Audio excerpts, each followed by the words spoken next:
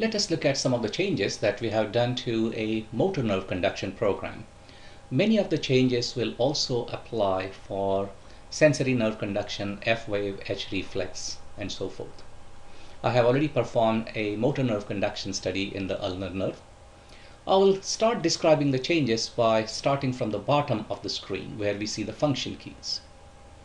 Notice that we have organized the function keys as two rows. This is similar to Viking. These are hybrid function keys that use the display of Viking and the contents of Synergy. So we have the colored borders that match the color on the Viking control panel, but the label contains the Synergy style description, it contains the icon, and it also contains the name of the associated function key. We are also using larger fonts so that we can see these keys quite easily. And in general, the feedback has been it is much more easy to recognize the function keys now. Above that, we have something called quick access bar. Once again, this was found in the Viking software. I can quickly go from motor to F wave or sensory and so forth. This is new to the Synergy users, and if they don't like it, we can turn it off. To do so, click on View and go to the bars, and you can turn off the quick access bar. Notice we don't have that bar at the bottom. I will discuss this marker toolbar in a minute. So this is the way we can get rid of the quick access bar. I can introduce it again if I wanted by clicking on it. Notice that I can also get rid of some of the other bars, although I don't see any reason why I would like to get rid of the toolbar. See, now there is no toolbar at the top. But we have the functionality if somebody doesn't want to see these different types of toolbars. Now let's look at the monitor trace. You may recognize that the monitor trace has a very long duration, 500 milliseconds. Furthermore, I can change it by using the soft control. So I can make it slower, rather faster, or I can make it slower. Similarly, I can change the gain on the monitor trace. This is a new feature. By using a slower sweep duration, one can perhaps better appreciate the background noise and interference. Imagine that you had 60 cycle interference. Using a sweep of only 20 milliseconds, you will barely catch one cycle of that interference. By looking at half a second or so, you can see it much better. So this is a new setting. We can configure it by going to Acquisition, Acquisition Setup, and this is now called the Free Run Monitor Duration. As I indicated in past, this used to be the same as your acquisition duration. Under the monitor trace, we can see the status panel. This used to be a floating status panel.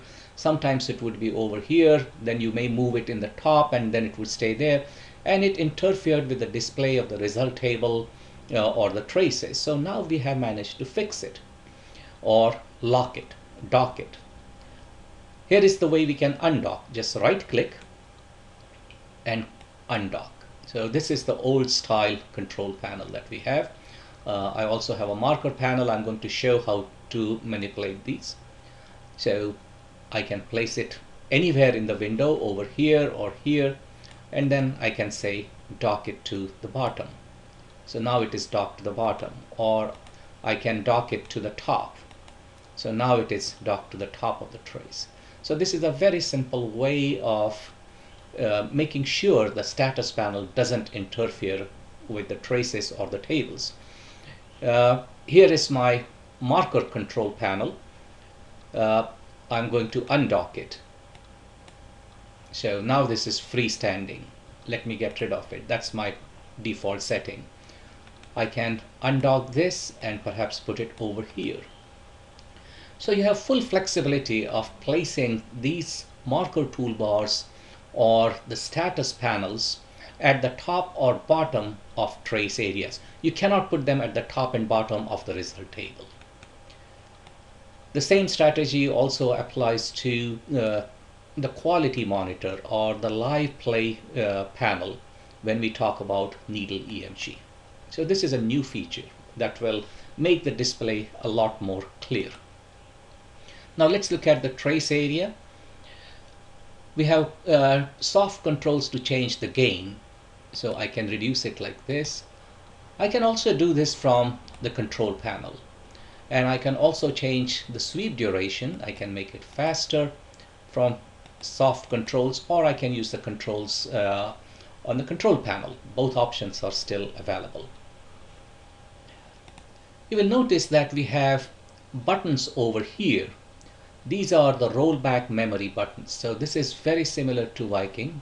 I shouldn't say very similar, it is the same thing as Viking.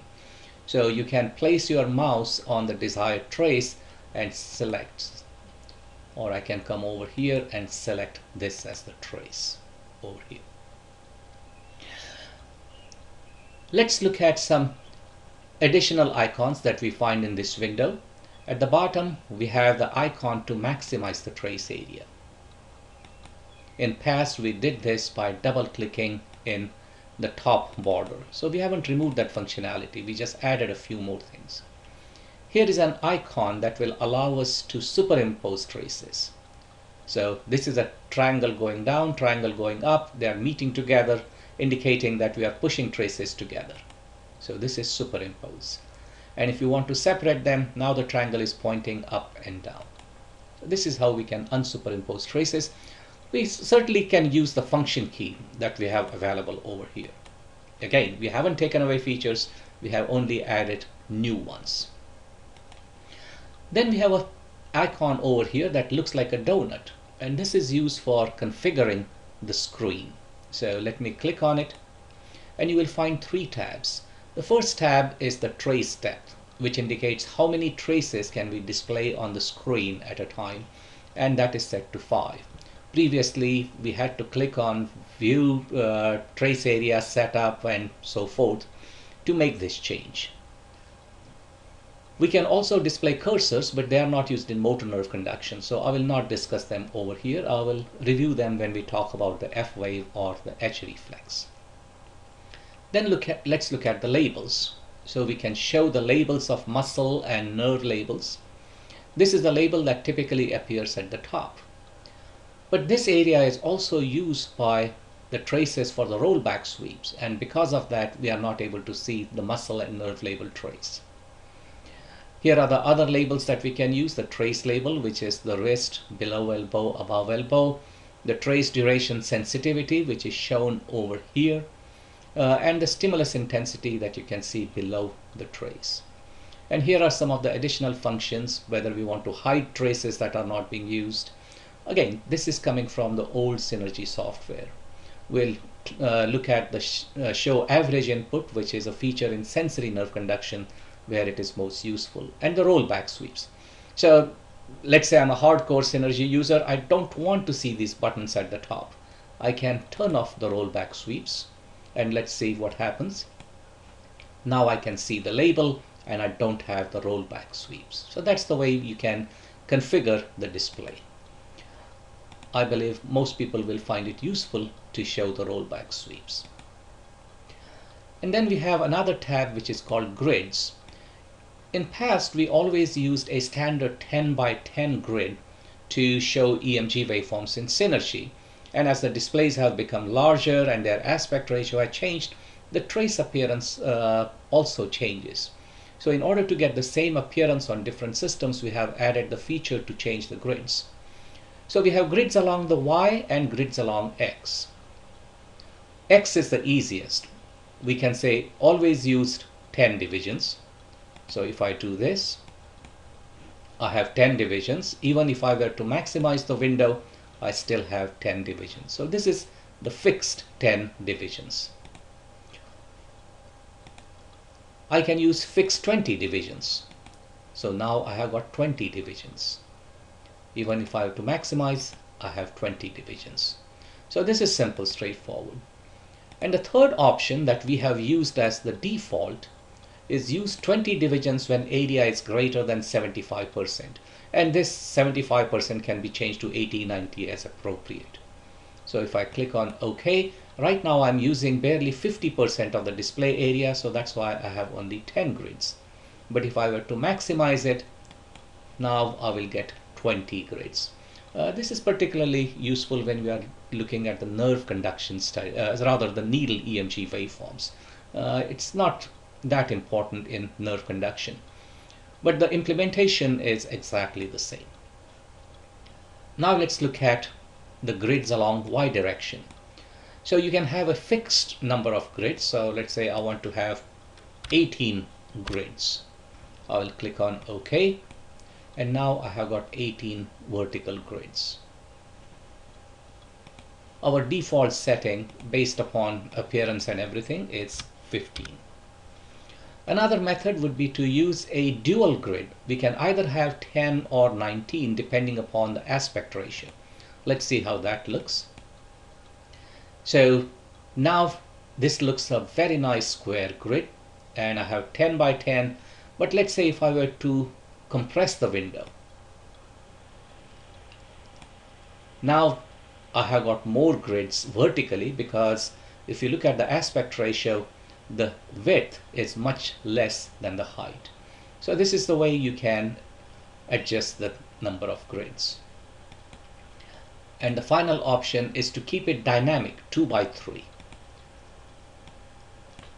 So this is 3 and this is 2. That's the proportion between them, and it will always maintain this proportion. So if I were to expand the window, it will automatically adjust the vertical number of grids. If I were to compress it, it will also change the number of grids. So this is the way we can quickly adjust the type of display. This is the default setting that we have used in most of our tests. Now there is a global override for the grids also, which I have described in a separate video, and maybe I should emphasize that the global override will apply to all the tests, and that will lose the flexibility of having different grids depending on different sizes of windows. So I don't particularly recommend it, but it can be used if necessary. Here is a result table, and we can see we have buttons like Viking over here, A1, A2, A3, etc. So these are the sites that we have already programmed into the machine. Whichever sites are highlighted, they are the ones that are displayed. So I can do the ulnar nerve conduction study by stimulating at multiple places, but my routine is actually to use only the first 3. So rather than cluttering up the screen with all these sites and segments, we can just hide or display the necessary sites. If I want to know which are the sites programmed, I can bring the mouse, and that gives you the label. Unfortunately, you cannot see the label in this video. So this is axilla, this is supraclavicular fossa, this is median nerve at the elbow, this is FDI. So if you wanted to do an additional site that you don't do routinely, you can just find out which one it is, and let's say I want to make an FDI recording, click on it, and now we have added the trace with the correct labels, the correct segments, and other things. So hopefully this should make configuration simple, and also the display a lot more clear and without any clutter. Let's look at the top. We have icons. Here it's review next. There is context sensitive help that you cannot see. Review previous. This is the electrical stimulator settings. We are using electrical stimulator 1. Now here are some additional properties that we have added. If I were to click on the electrical stimulator, it immediately brings my stimulator setup dialog box. You don't have to go into stim setup, and I can easily change my stimulator to electrical stimulator 2 or whichever other stimulator. I can also change the type of stimulus, the duration of stimulus. If I wanted more information, for example, if I want to use trigger outs, monophasic, etc., this is now readily accessed by a simple click on this electrical stimulator. You are familiar with the filters and the other icons, but here is an icon I think that needs some discussion. This is called match sensitivity. Right now all the traces are shown using exactly the same sensitivity, and that has been the standard in the Synergy. In Viking sometimes we have protocols that use different sensitivities. So if you want to use different sensitivities, you can uncheck it. Now I can select a specific trace such as this and change the display gain only for that. Now that I have got different gain settings, I can also see them next to the trace. Let me bring it back to 5. Over here, when they had common display, common gain, it was shown at the top left and we didn't see it on the right side. But as soon as we turn off the match sensitivity, we can see the gain and sweep next to each trace. And in order to change the settings, I can choose a trace, and as soon as I come to the right of the trace, now I can adjust its gain individually. So this is a new feature that we have introduced. By and large, the match sensitivity setting is on over here. We have a complex 1 display. Once again, notice that each window has this icon at the bottom over here. So if I wanted to change the number of grids or trace steps for this area, all I have to do is click over here and I have the same style dialogues for the labels and the grids that are available. So configuration of the display has been made much more simple. You can do a lot of things right on the screen. And finally, let's look at the size of the windows. Let's say I would like to make this window a little bit less wide. I can simply adjust the width of the window, make it bigger or smaller. I can similarly adjust the width of the monitor trace window, and when you are satisfied with it, you can click on File and Save Test Protocol Setup, and this will automatically save all the settings that are associated with the display of the toolbars and everything. In original Synergy software, we used to have additional windows which were called the test history and the test menu. They were suitable for large displays where we had a lot of vertical place, but we got rid of them when we started using laptop systems. We have reintroduced that feature in a slightly different way. So if I go to View and say show me the test menu and history, here is the test history and the test folder window. And once again, I can adjust all of these to get the best display of the traces, such as this. And if this is the way I would like to save my configuration, I can say File and do the Save Test Protocol Setup.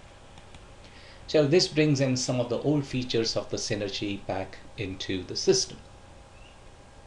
So this was a quick overview of some of the changes that we have made. We have also made significant changes to how you can configure the labels, how you can configure the segments, the reference values, etc. And these are discussed in separate videos. But the general principles of adjusting the displays, grids, labels, sizes of the windows, and so forth, they remain common to all the tests.